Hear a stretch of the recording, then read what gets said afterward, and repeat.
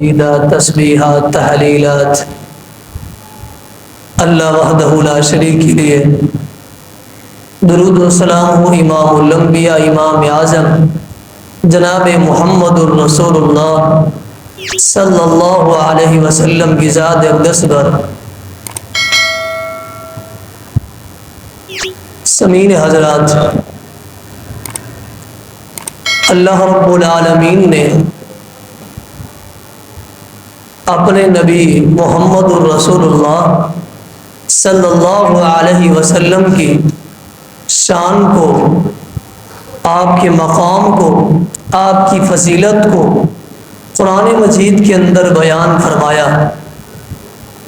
اور اللہ رب العالمین نے نبی علیہ السلام کی شان کو آپ کی زبان مبارک سے بھی کہلوایا، لوگوں کو یہ بات آپ کی زبان سے بھی پہنچی، آپ کی شان اور آپ کے مقام، اور نبی علیہ السلام کی شان مقام صحابہ کرام کی زبان سے بھی لوگوں تک پہنچی، صحابہ کرام نے بھی بیان فرمایا۔ نبی مکرم صلی اللہ علیہ وسلم کی شان، آپ کا مقام، آپ کی فضیلت ہر ایک مسلمان، ہر ایک اہل علم، ہر ایک خطیب اور ہر ایک ادیب، ہر ایک فن خطابت والا یا فن کتابت والا ہے، وہ لکھتا ہے، وہ بیان کرتا ہے۔ نبی مکرم صلی اللہ علیہ وسلم کی شان یوں بیان ہو رہی ہے، لیکن یہاں پہ جس بات پہ تعجب ہے اور اللہ رب العالمین کی قدرت پر بڑا ہی تعجب ہے، اللہ رب العالمین نے خود شان بیان فرمائی، آپ کی زبان مبارک سے شان بیان کلوائی، صحابہ کرام کی زبان سے نکلی، لیکن اللہ رب العالمین کی قدرت کچھ یوں بھی ہے۔ ایک وقت ایسا بھی آیا، سورج نے یہ وقت بھی دیکھا تھا کہ دو کافر ہیں، اپنے اپنے علاقے کے بڑے ہی معزز اور سردار ہیں اور بادشاہ ہیں، دونوں آپس میں محض گفتگو ہیں، گفتگو کر رہے ہیں، اور دونوں کا جو ٹاپک ہے، عنوان ہے، وہ نبی السلام کی شان ہے، آپ کی سیرت بیان کر رہے ہیں، آپ کی عظمت اور آپ کے کردار کی بات ہو رہی ہے۔ دونوں ہی کافر ہیں، دونوں ہی غیر مسلم ہیں، ان میں سے ایک تو اتنا بڑا سردار ہے اپنے علاقے کا اور اپنے مذہب کا، وہ بادشاہ بھی ہے اور وہ عالم بھی ہے، دوسرا بادشاہ تو نہیں ہے لیکن اپنے علاقے کا وہ سردار ضرور ہے لیکن ہے غیر مسلم، وہ کافر ہے۔ دونوں گفتگو کر رہی ہیں، لیکن گفتگو کا جو ٹاپک و عنوان ہے وہ نبی مکرم صلی اللہ علیہ وسلم کی شان، آپ کی سیرت، آپ کا کردار، آپ کی جوانی، آپ کا بچپن، اس پہ گفتگو کر رہے ہیں۔ یہاں سے پتہ چلتا ہے اللہ رب العالمین نے آپ کی شان اور آپ کی عظمت کافر کی زبان سے بھی بیان فرمائی ہے۔ آج کا عنوان یہ ہے کہ آپ کی شان اللہ رب العالمین نے کافروں کی زبان سے بھی کلوائی ہے، ان سے بھی بیان فرمایا ہے۔ یہ کہاں لکھا ہے، کیسے بیان ہوئی ہے، اس بات کی طرف اشارہ کریں گے۔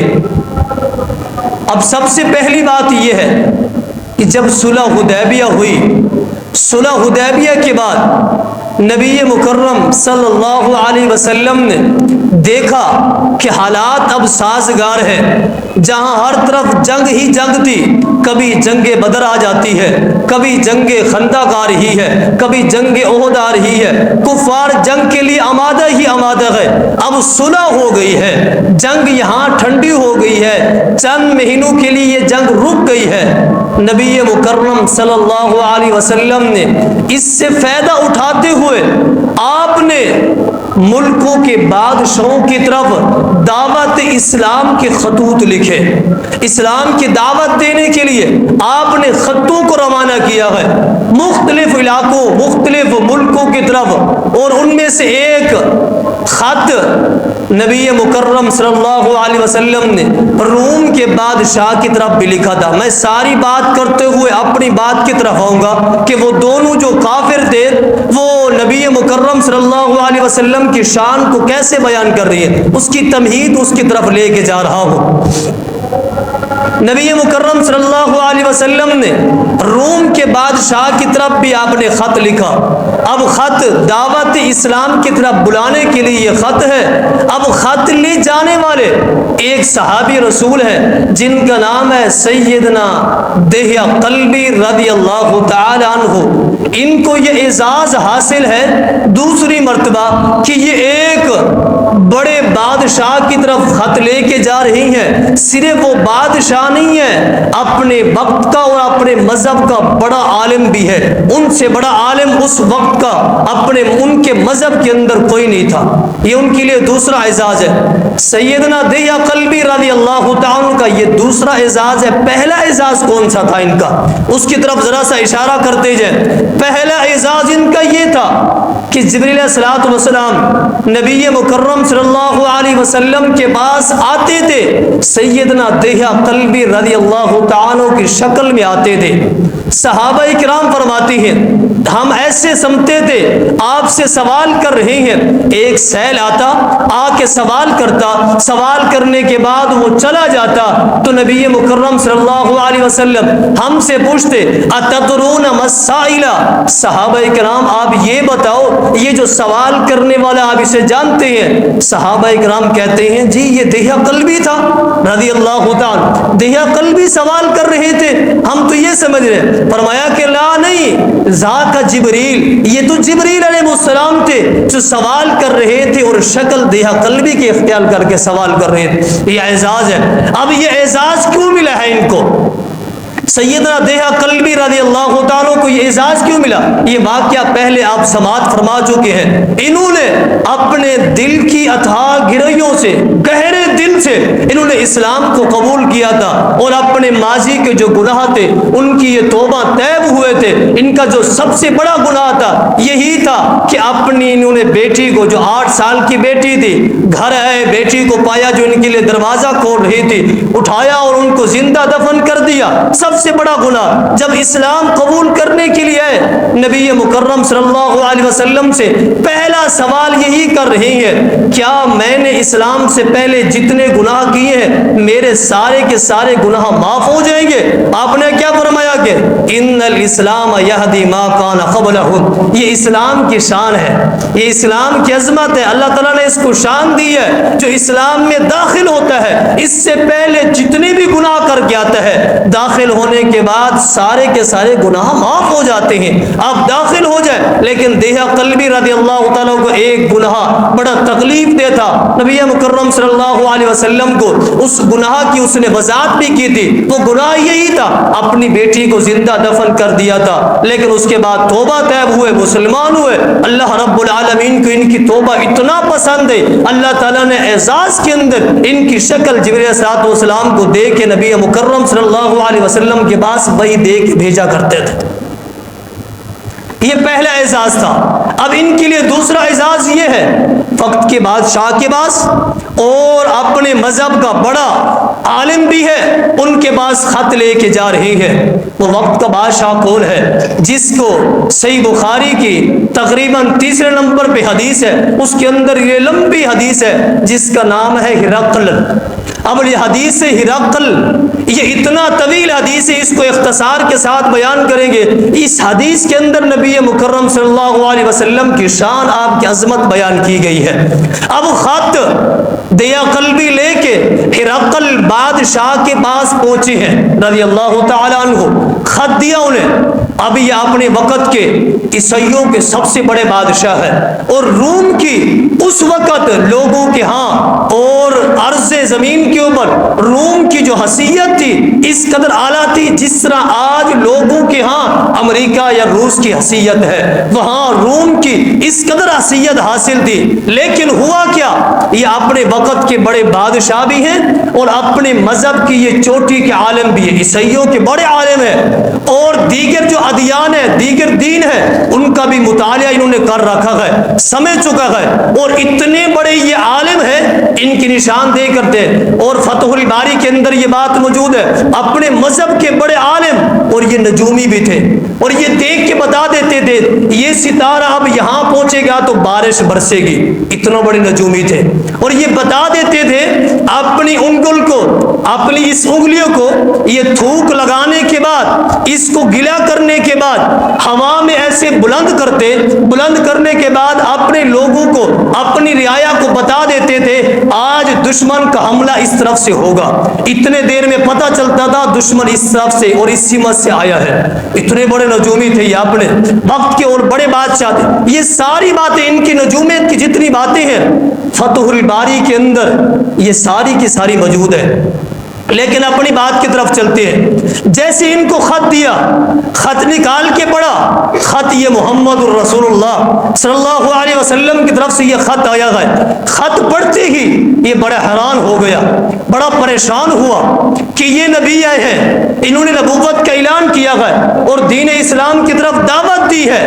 تحقیق کرنے کے لیے، تصدیق کرنے کے لیے آپ کے خط کی ایک کاپی کی، آپ کی بڑی اہم باتیں، ایک ایک نقطہ بڑا اہم ہے، آپ کے خط کی ایک کاپی کی، کاپی کرنے کے بعد اس ہرقل نے اس ایک کاپی کو اپنے کلاس فیلو، جو ان کے مقابلے کا ایک عالم تھا جس کا نام تھا ہمس، ہمس کی طرف اس نے کاپی روانہ کی، اور اس کاپی روانہ کرنے کا مطلب یہ تھا کہ اے ہمس، اے میرے دوست کلاس فیلو، اے عالم جو عیسائیوں کے بڑے عالم ہیں، یہ بتاؤ کیا یہ نبی آئیں گے؟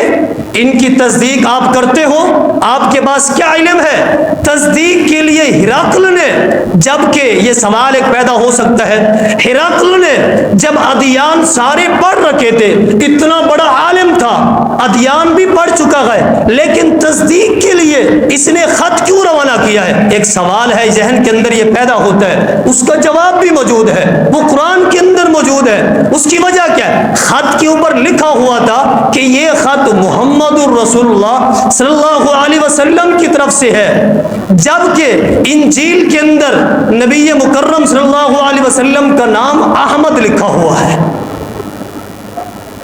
آپ کا نام احمد لکھا ہوا ہے، سورۃ صف کے اندر موجود ہے، اسمہ احمد۔ میں تمہیں خوشخبری، عیسیٰ علیہ السلام کہہ رہے ہیں میں تمہیں خوشخبری دینے کے لیے آیا ہوں، ایک نبی آئے گا جس کا نام احمد ہوگا۔ ہرقل نے انجیل پڑھنے کے بعد وہ سمجھ چکا تھا اس کا نام تو احمد ہوگا، یہاں محمد درج ہوا ہے، اس لیے تصدیق کے لیے اپنے دوست، اپنے کلاس فیلو کے پاس یہ بات بھیجی، کہا تصدیق کر کے بتاؤ تمہارا علم کیا کہتے ہیں۔ ہمس کے پاس یہ خط پہنچا ہے، ہمس نے پڑھا ہے، پڑھنے کے بعد پھر جوابی خط لکھتا ہے، ہمس قلم اٹھاتا ہے، خط لکھتا ہے، خط کے اندر کیا لکھتا ہے؟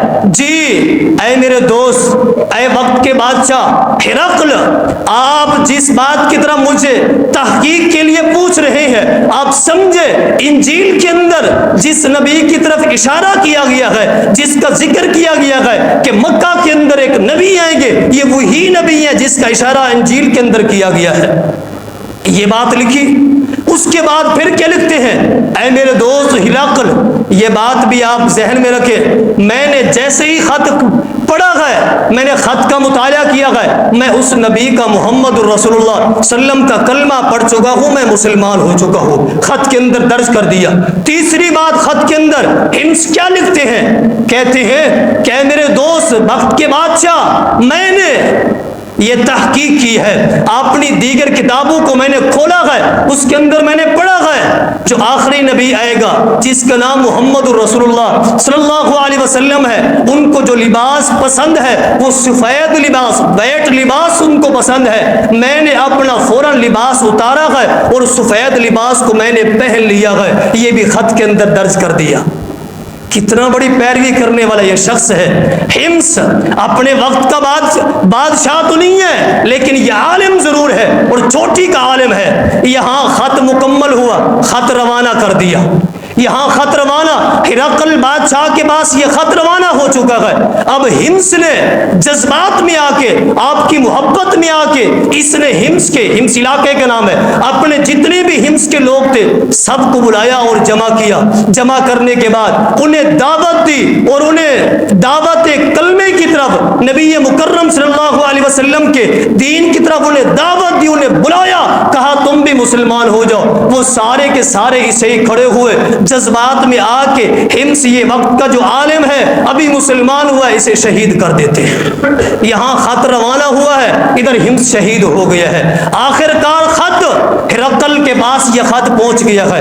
ہرقل نے خط کھولا جو ہمس کی طرف سے آیا تھا، اسے پڑھا ہے. پڑھنے کے بعد کہتے ہیں کہ صحیح ہے، میرے دوست نے یہ تصدیق کر دی ہے، ایسے ہی ہے، لیکن اب میں اس کی مزید میرے دل کے اندر چاہت پیدا ہوئی ہے.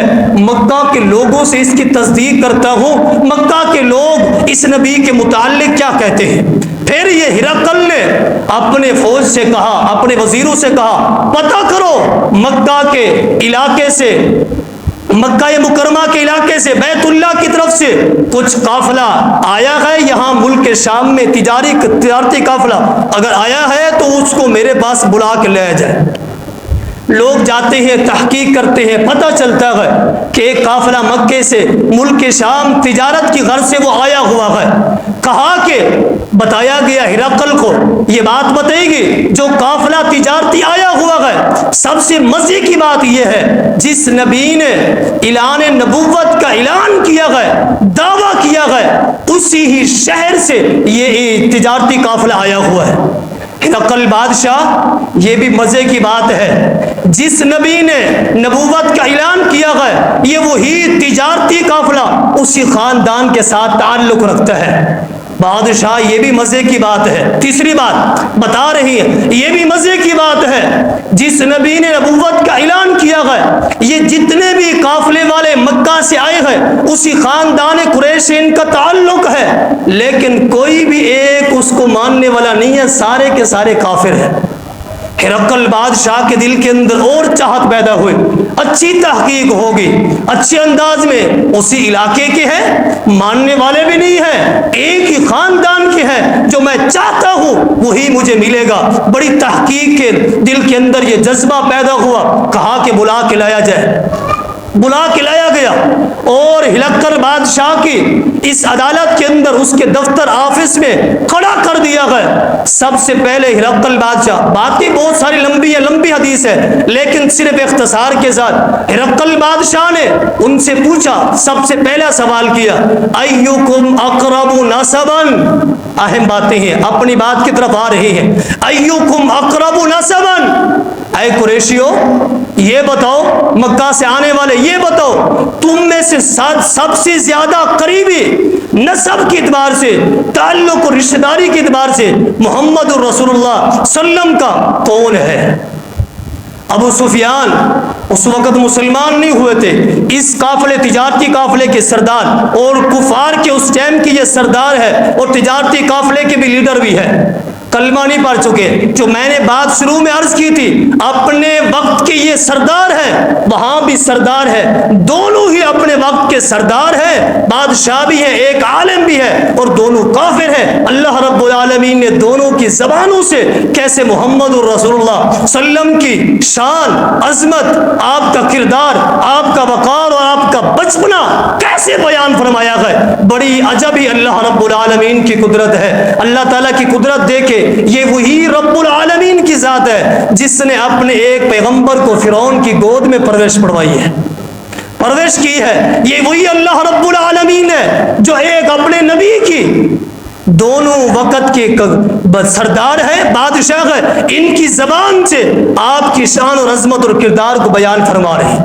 دیکھیں، سب سے پہلے ابو سفیان نے کہا کہ انا اقرب نسبا، سب سے زیادہ نسب کے اعتبار سے، رشتے کے اعتبار سے میں قریب ہوں. تو ہرقل نے کہا کہ بات تو بن گئی، اب یہ سب سے زیادہ قریب یہی ہے. کتنا زیادہ قریب ہو؟ ابو سفیان رضی اللہ تعالیٰ نے، جو ابھی مسلمان نہیں ہوئے تھے، کیا کہتے ہیں کہ محمد الرسول اللہ صلی اللہ علیہ وسلم میرے رشتے کے اندر چچے ذات لگتے ہیں اور لگتے بھی ہیں. تحقیق آپ نے پہلے سنی ہے، یہ چچے ذات بھائی لگتے ہیں، یہاں پہ نہیں ہے، اس سے ایک اور بڑا رشتہ بھی ہے۔ بڑا رشتہ کیا ہے کہ میں محمد الرسول اللہ صلی اللہ علیہ وسلم کا سسر بھی ہوں، وہ میرا داماد بھی ہے، ام حبیبہ رضی اللہ تعالی عنہا، میری بیٹی کا نکاح ان کے ساتھ کیا گیا ہے، لیکن بات یہ ہے کہ میں اپنے داماد کے عقیدے پہ نہیں ہوں۔ ہرقل بادشاہ کے دل کے اندر اور خواہش پیدا ہوئی، اچھی تحقیق ملے گی، سسر بھی ہے، چچا ذات بھائی بھی ہے، لیکن عقیدے کو ماننے والے نہیں ہیں، صحیح معنی میں یہ وضاحت دیں گے، آپ کے کردار کے متعلق بیان کریں گے۔ پھر ہرقل بادشاہ نے کیا کہا کہ میں آپ سے چند ایک سوال کروں گا، سب سوالوں کا آپ نے جواب دینا ہے۔ اور جو ارد گرد قریشی جتنے بھی کھڑے تھے ان کی طرف ہرقل بادشاہ نے یہی کہا، آپ کے سردار سے میں سوال کروں گا، لیکن جہاں آپ کا سردار غلط کہے، جہاں آپ کا سردار غلط بیانی کرے، آپ نے وہیں اپنے سر کو ہلا دینا ہے، حرکت کر دینی ہے، بتا دینا ہے سردار یہاں جھوٹ بول رہے ہیں۔ کیوں؟ میرے آفس کا اور میری عدالت کا یہ رول ہے۔ کون کہہ رہے ہیں؟ وقت کا بادشاہ ہے، غیر مسلم ہے، عیسائیوں کا بڑا عالم ہے جس کا نام ہرقل ہے، یہ کہہ رہے ہیں میرے آفس کا یہ رول ہے اور دستور ہے کہ یہاں سچ بولا جاتا ہے، یہاں جھوٹ کو برداشت نہیں کیا جاتا۔ جو کچھ یہ کہے تو سچی ہو تو خاموش رہنا، اگر ذرہ برابر بھی یہ بات غلط کرنے لگے تو بتا دینا۔ تو ہرقل بادشاہ نے سب سے پہلے سوال ابو سفیان سے کیا کیا؟ بہت سارے سوالات کیے، 2-3 سوالوں کے ذکر کریں گے، بات مکمل ہو تو نہیں ہو جائے گی لیکن وقت مکمل ہو جائے گا۔ سب سے پہلے اس سے سوال کرتے ہیں ہرقل بادشاہ، جو پہلا سوال، اب صحیح بخاری کی یہ حدیث پڑھ رہا ہوں، کیا سوال کرتے ہیں؟ کیف ہوا ناسب فیکم، آپ یہ بتاؤ وہ محمد الرسول اللہ صلی اللہ علیہ وسلم نسب کی اعتبار سے وہ کیسے ہیں؟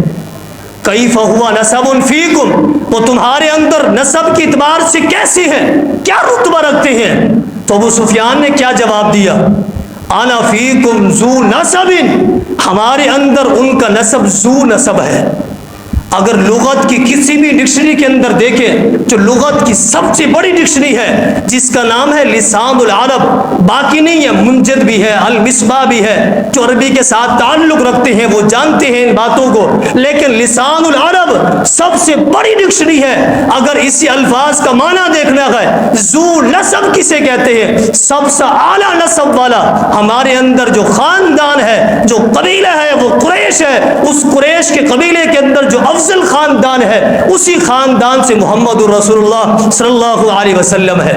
آج بھی قریش خاندان کو یہ اہمیت حاصل ہے، ان کو یہ شان حاصل ہے، بیت اللہ کی طرف دور دراز سے ہر ایک ملک سے لوگ سفر کر کے جاتے ہیں، بیت اللہ کے جو متولی اور والی ہیں ان کی دیکھ بھال کرنے والے ہیں وہ قریش بھی ہے، آج بھی ہے، فضیلت حاصل ہے، ان کو مقام حاصل ہے۔ پہلا سوال کیا نسب کے اعتبار سے کیسے ہیں؟ ابو سفیان جواب دے رہے ہیں رضی اللہ تعالیٰ عنہ، ہمارے اندر وہ ذو نسب والا ہے، یعنی اعلیٰ نسب والا ہے، ان سے بڑا کوئی اعلیٰ نسب والا نہیں ہے۔ پھر دوسرا سوال کیا ہرقل بادشاہ نے ابو سفیان رضی اللہ تعالیٰ سے، دوسرا سوال کرتے ہیں، آپ یہ بتاؤ اشراف الناس اتبعوہم ام ضعفاء، جو ان کی پیروی کرنے والے ہیں، ان کا کلمہ پڑھنے والے ہیں، جو محمد صلی اللہ علیہ وسلم کو ماننے والے ہیں، ان کی اتباع کرنے والے ہیں، وہ سردار لوگ ہیں یا ام ضعفاء غریب لوگ ہیں؟ سردار لوگ ہیں یا غریب لوگ ہیں؟ اس سے پہلے ذو نسب کی ایک بات رہ گئی ہے جو مجھے ابھی یاد آئی ہے، وہ بات یہ ہے، جب یہ بات ابو سفیان نے بتا دی تھی، اس کے بعد ہرقل بادشاہ نے کیا کہا؟ ابو سفیان رضی اللہ تعالیٰ، جو کچھ تم کہہ رہے ہو روح زمین پہ، کیونکہ یہ وقت کا عالم بھی تھا، روح زمین کے اوپر جتنے بھی انبیاء ہیں سارے کے سارے ذو نسب والے تھے، سارے کے سارے اعلیٰ نسب والے تھے، اس کی تصدیق بھی کر دی۔ پھر دوسرا سوال یہی کیا تھا، کیا اس کو ماننے والے، اس کی پیروی کرنے والے سردار لوگ ہیں یا ام ضعفاء کمزور لوگ ہیں، غریب لوگ ہیں؟ تو ابو سفیان نے کیا جواب دیا؟ بل ضعفاء، جو ان کی پیروی کرنے والے ہیں، کلمہ پڑھنے والے ہیں، ضعفاء وہ تو غریب لوگ ہیں، وہ بڑے ہی غریب لوگ ہیں. کتنا غریب ہے آپ اندازہ لگائیں.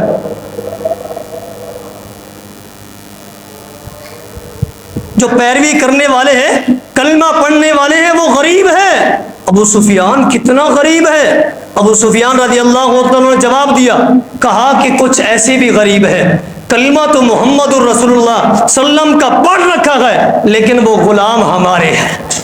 غلام کافروں کے ہیں, لیکن کلمہ محمد الرسول اللہ صلی اللہ علیہ وسلم کا پڑھا ہوا ہے, وہ اتنا زیادہ غریب ہے. یہ دوسرا سوال تھا. پھر ہرقل بادشاہ نے تیسرا سوال کیا. کیا سوال کرتا ہے؟ یہ پوچھتا ہے, هل تتبعوا عهدكم لسخطة دینکم, کیا یہ بتاؤ کوئی ماننے کے بعد, کلمہ پڑھنے کے بعد پھر جذبات میں آ کے ان سے ناراض ہو کے دین سے پھر گیا ہو, دین سے اعراض کر لیا ہو, مراد یہ ہے کلمہ پڑھنے کے بعد وہ مرتد ہو گیا ہو, ایسا کوئی شخص ان میں سے ملا ہے؟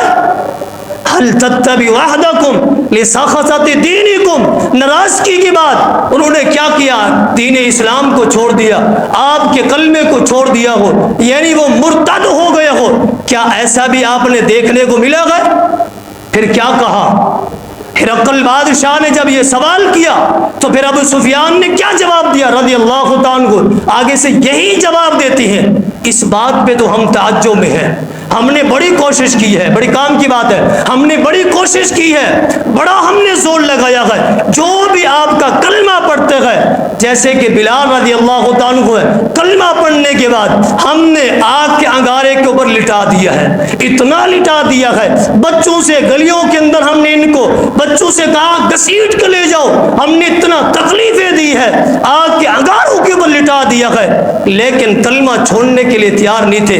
جسم سے خون نکل رہا ہے, خون جاری ہے, لیکن کلمہ چھوڑنے کے لیے تیار نہیں ہے. دوسری بات, اہل یاسر کہ سارا کا سارا خاندان محمد الرسول اللہ صلی اللہ علیہ وسلم کے دین کو قبول کر لیا, کلمہ پڑھ لیا. ہم نے سارے خاندان کو لیا, پورے گھرانے کو لیا, بچوں کو لیا, بڑوں کو لیا, سب کو لیا, پہاڑ کی چوٹی پہ لے گئے, پتھریلی زمین ہے, دوپہر کا وقت ہے, ہم نے چٹ لٹا دیا. لٹانے کے بعد ان کے سینے کے اوپر ہم نے بھاری بھرکم پتھر رکھ دیے, اور نیچے یہ پتھریلی زمین ہے اور پتھر بھی گرم ہے, دھوپ کا وقت ہے, جسم کی یہ چمڑی جل رہی ہے, اور جسم کے سینے کے اوپر یہ بھاری بھرکم پتھر رکھے ہوئے, لیکن کلمہ چھوڑنے کے لیے تیار نہیں ہے. ہم نے ان میں سے ایک ان کی خاتون کو, سمیہ رضی اللہ تعالیٰ کو کیا کیا, 2 اونٹوں کو غلط سمت چلا کے ہم نے ان کے 2 حصے بھی کر دیے تھے, پھر بھی وہ دین محمد سے پھرنے کے لیے تیار نہیں تھے. خبیب بن ارت رضی اللہ تعالیٰ کو ہم نے سولی لٹکا دیا, لیکن پھر بھی وہ پھرنے کے لیے تیار نہیں تھے.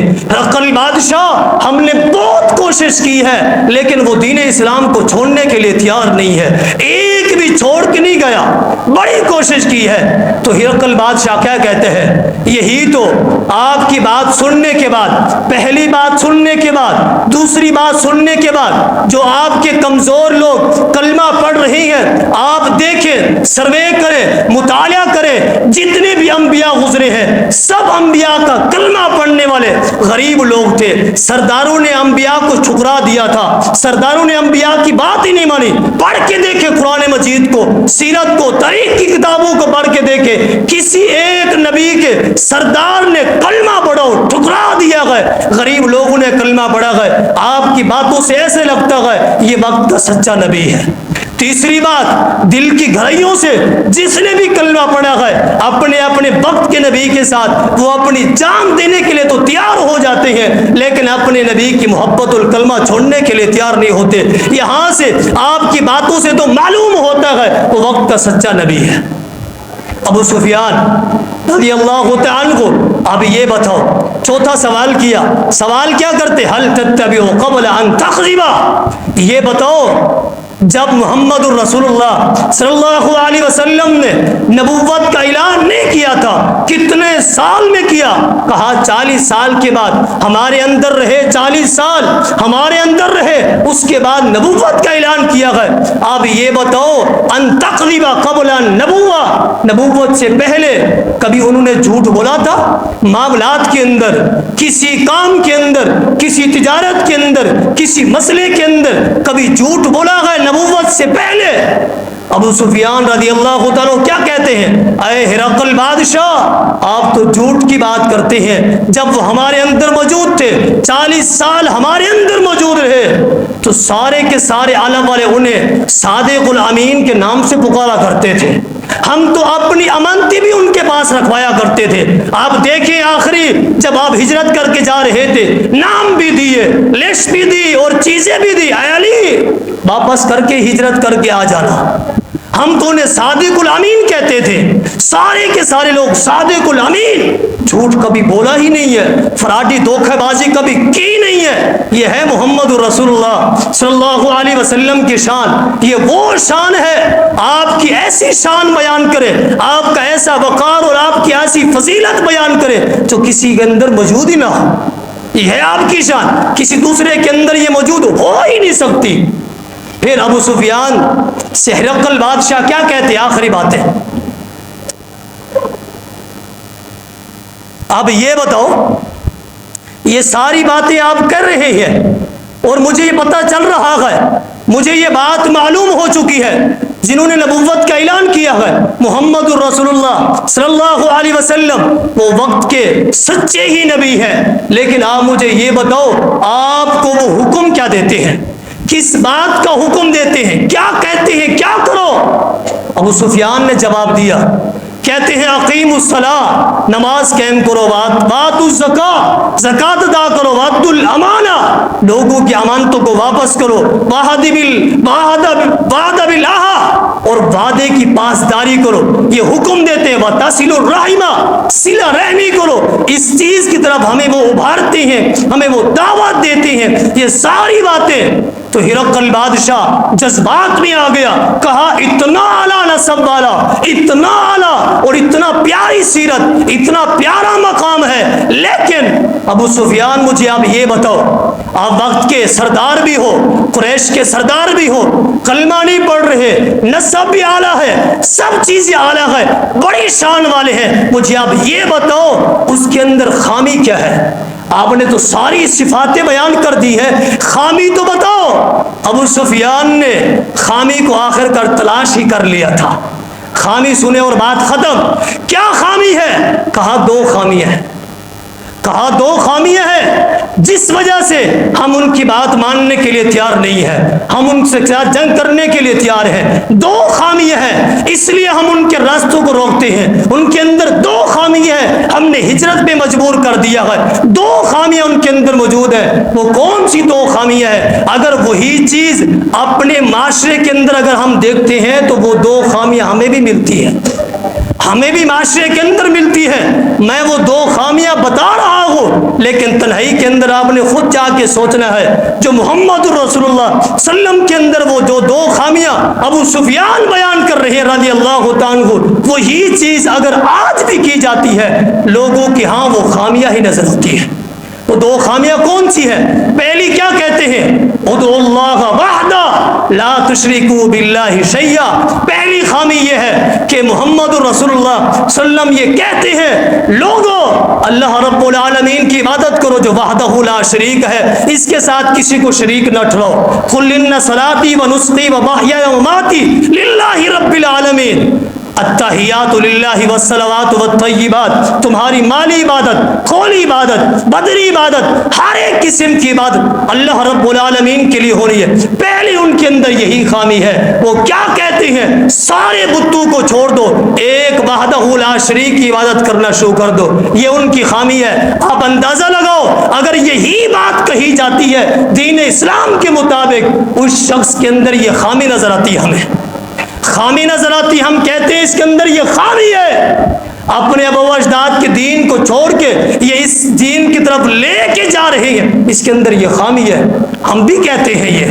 ابو سفیان نے بھی یہی بات کہی تھی، خامی ہے، ان کے نزدیک خامی تھی، دوسری بات کہ ہاں دوسری خامی کون سی ہے؟